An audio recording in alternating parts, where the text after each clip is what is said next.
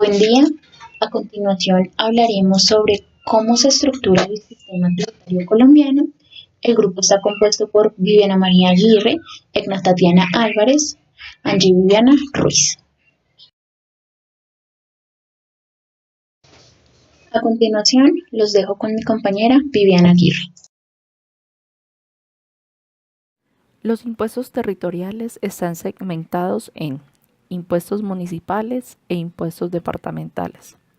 Como su nombre lo indica, son impuestos que se originan en municipios y departamentos.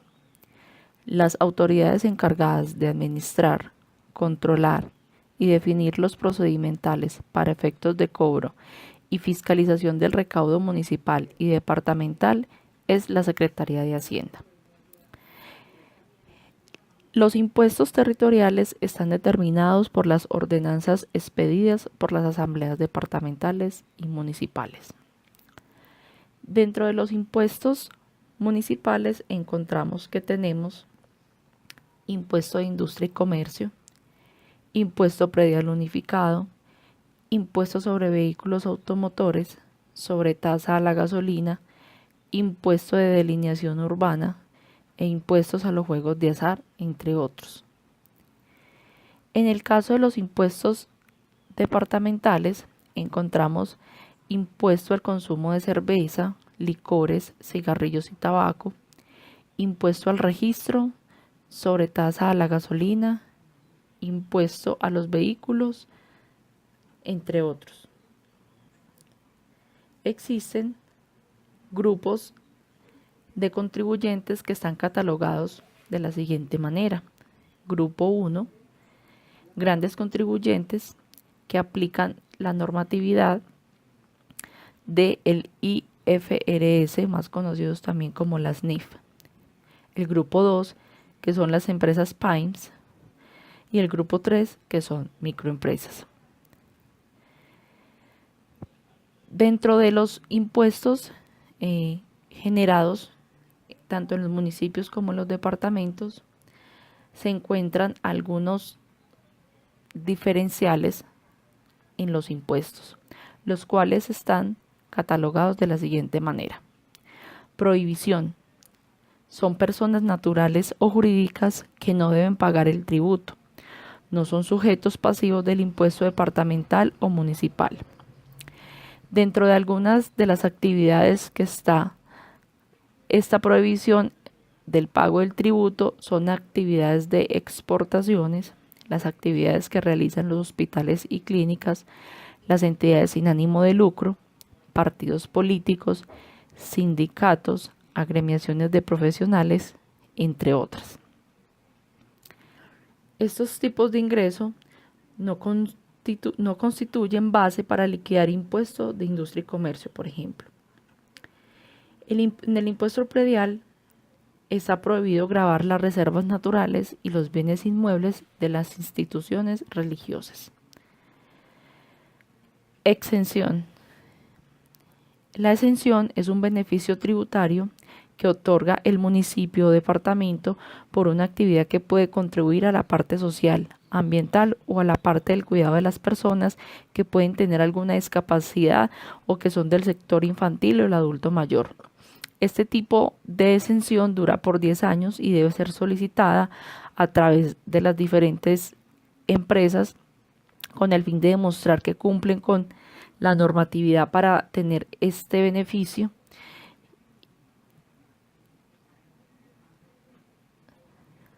Deducción. Es un beneficio tributario. Lo concede el municipio o el departamento a través de una ordenanza departamental o un acuerdo municipal. Por lo general, disminuyen la base gravable del impuesto. Ejemplo, en los impuestos de industria y comercio, como son las devoluciones o exportaciones o ventas de activos o ingresos por diferencias en cambio. Tratamiento preferencial. Es un beneficio tributario por actividades que contribuyen al bienestar general y al mejoramiento de la calidad de vida, como salud, educación, ambientales, entre otras. Deben estar plenamente definidas. Este beneficio se fundamenta en una tarifa mínima del 2 por 1000 en el caso de la ciudad de Medellín. Este tratamiento se debe también solicitar por las empresas y deben cumplir con los requisitos para acceder a este beneficio. Como normatividad tenemos algunos artículos que se encuentran expedidos en la Constitución Política Colombiana de 1991, donde en el artículo 15 nos hablan de la intimidad personal y familiar y al derecho al buen nombre, pero que para efectos tributarios nos pueden exigir la presentación de libros de contabilidad y demás documentos privados en los términos de la ley. Estas solicitudes pueden ser solicitadas por la Secretaría de Hacienda. En el artículo 287 nos hablan de las entidades territoriales que gozan de autonomía para la gestión de sus intereses y dentro de los límites de la Constitución y la ley, donde ellos determinan el tipo de recaudo que ha de hacerse mediante las asambleas departamentales, quien legalmente los recauda y los utilizan para la ejecución de planes locales. Y en el artículo 294 también nos habla que nos dice la ley no podrá conceder exenciones con relación a los tributos territoriales. El único que puede conceder exenciones en un departamento o municipio es el Ejecutivo, en este caso alcalde o gobernador, apoyado con el Consejo Municipal y o la Asamblea Departamental.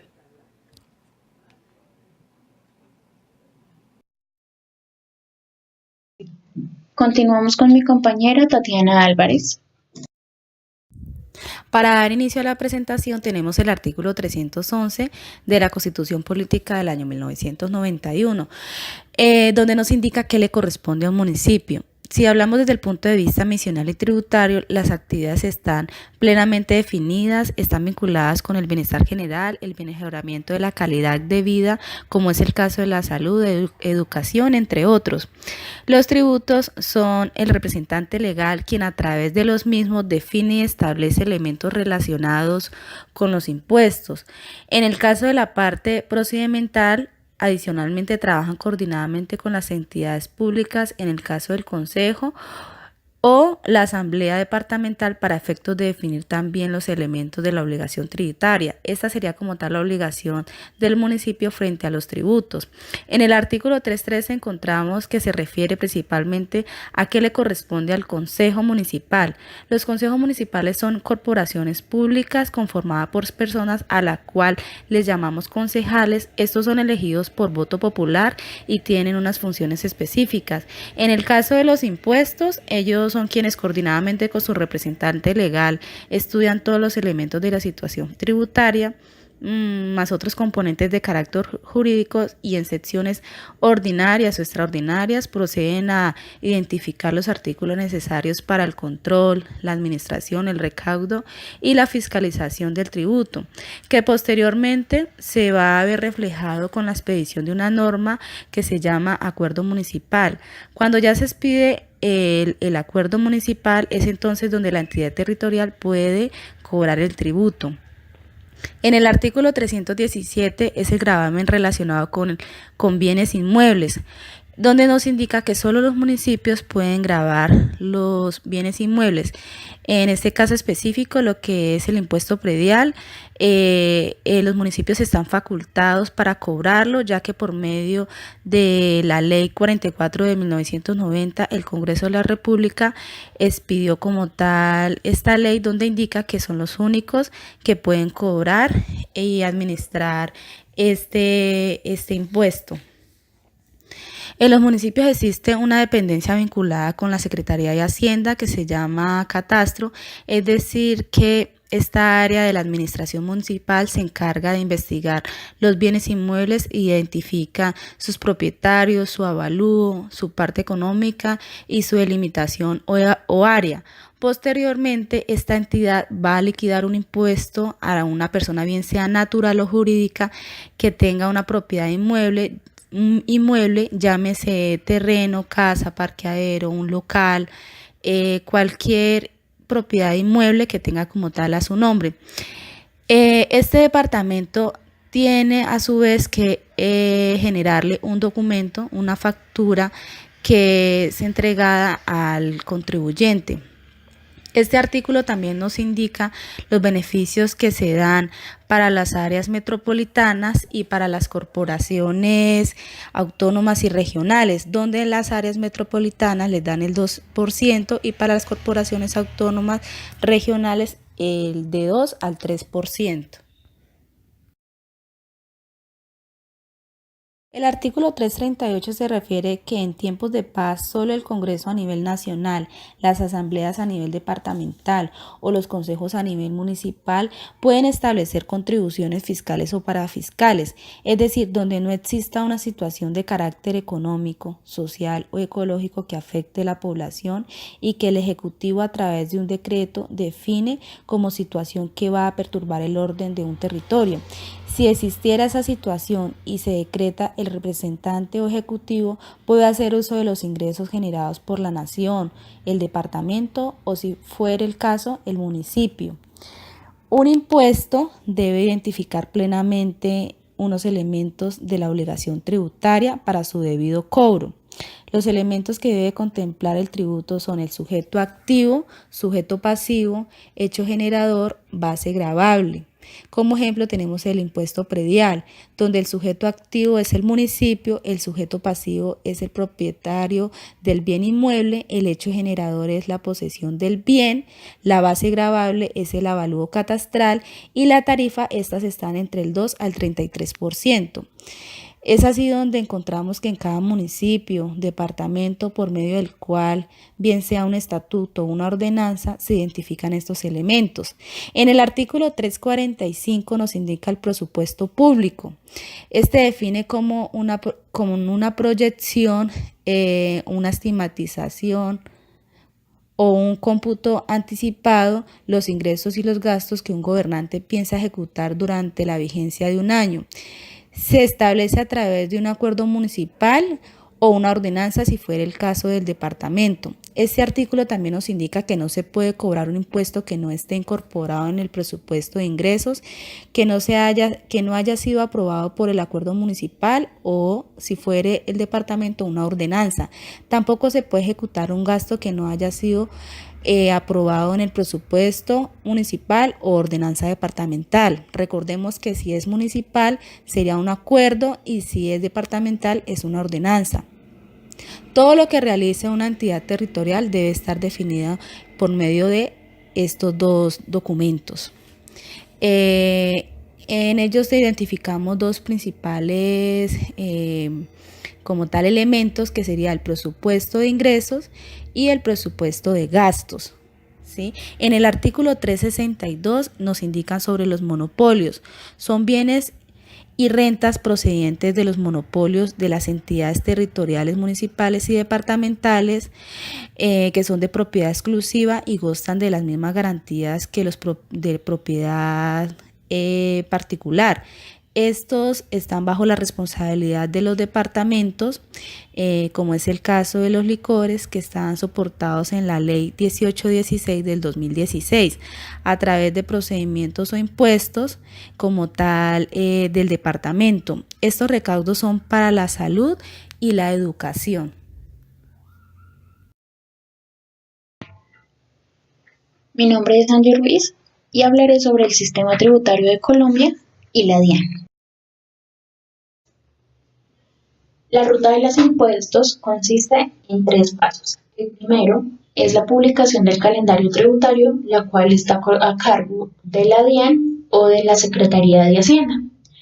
El segundo paso es el pago de los impuestos. Dependiendo si es un impuesto nacional, se hace a la DIAN, y si es un impuesto local, se hace a la Secretaría de Hacienda de cada municipio o de cada ciudad. Y por último, se realiza el recaudo de los impuestos, que ya es la presentación del contribuyente para pagar y presentar el impuesto. Para comprender cómo funciona el sistema tributario debemos tener en cuenta 4 aspectos importantes. El primero es definir quién es el sujeto activo, es decir, es el Estado, a quien va a recibir el tributo. El segundo es el sujeto pasivo, que es aquel que tiene la obligación tributaria, es decir, quien hace pago del tributo. El tercero es el declarante, es decir, la persona natural o jurídica que cumple los requisitos que impone la ley para poder presentar un impuesto.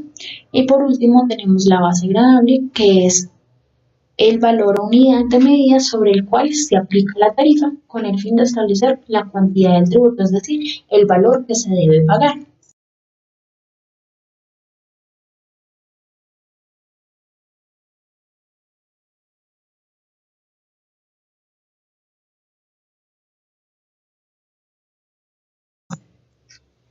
El sistema tributario colombiano se divide en dos. Por un lado encontramos los impuestos nacionales, los cuales son recaudados y administrados por la Dirección de Impuestos y Aduanas Nacionales, DIAN. Esta categoría de tributos cuenta con dos tipos de impuestos. El primero son los directos y el segundo los indirectos. Los directos son los que el gobierno le cobra al patrimonio o riqueza del ciudadano, como lo son el impuesto a la riqueza, el impuesto de renta o aquellos que se cobran directamente por la prestación de un servicio. Por otro lado, los impuestos indirectos son aquellos que se le cobran por una transacción. El más conocido es el IVA, que es el impuesto al valor agregado. Por otro lado, encontramos los impuestos que son directamente cargados a los municipios. Estos impuestos se realizan sobre una actividad comercial, como es el caso del impuesto de industria y comercio ICA, o sobre la propiedad de inmuebles, conocido como el impuesto predial. Para estos tributos, los ciudadanos deben pagar sus obligaciones directamente a la Secretaría de Hacienda del municipio o de la ciudad. Los contribuyentes se dividen ante la ley en dos grupos, las personas naturales y las personas jurídicas, es decir, las empresas. La Dirección de Impuestos y Aduanas Nacionales DIAN es una entidad adscrita al Ministerio de Hacienda y Crédito Público.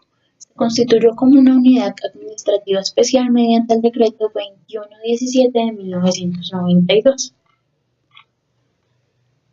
La Unidad Administrativa Especial, Dirección de Impuestos y Aduanas Nacionales DIAN, tiene como objeto coadyuvar a garantizar la seguridad fiscal del Estado colombiano y la protección del orden público económico nacional mediante la administración y control al debido cumplimiento de las organizaciones tributarias aduaneras, cambiarias, los derechos de explotación y gastos de administración sobre los juegos de suerte y azar, explotado por unidades de entidades públicas del nivel nacional y facilitación de las operaciones del comercio exterior en condiciones de equidad, transparencia y legitimidad.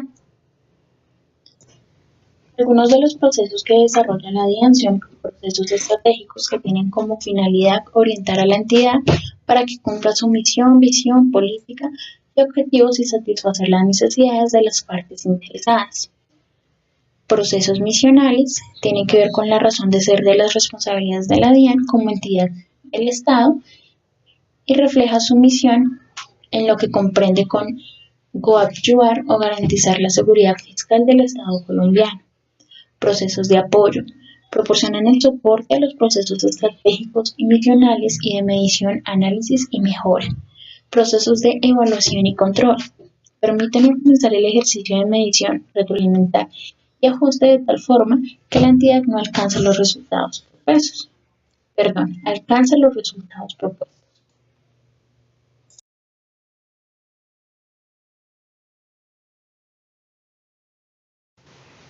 Para concluir, podemos decir que no solo es importante conocer las definiciones de tributo, conocer qué organismos tenemos para vigilar y controlar los tributos que existen en Colombia, sino además es importante remitirnos a la Constitución Política, ya que allí se encuentran todos los artículos que rigen el sistema tributario colombiano.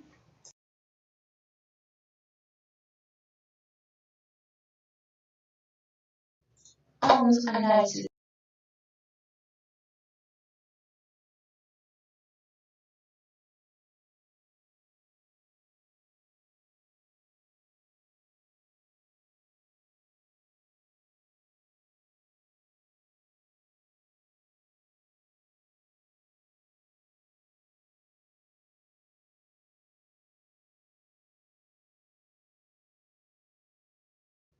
a unos análisis de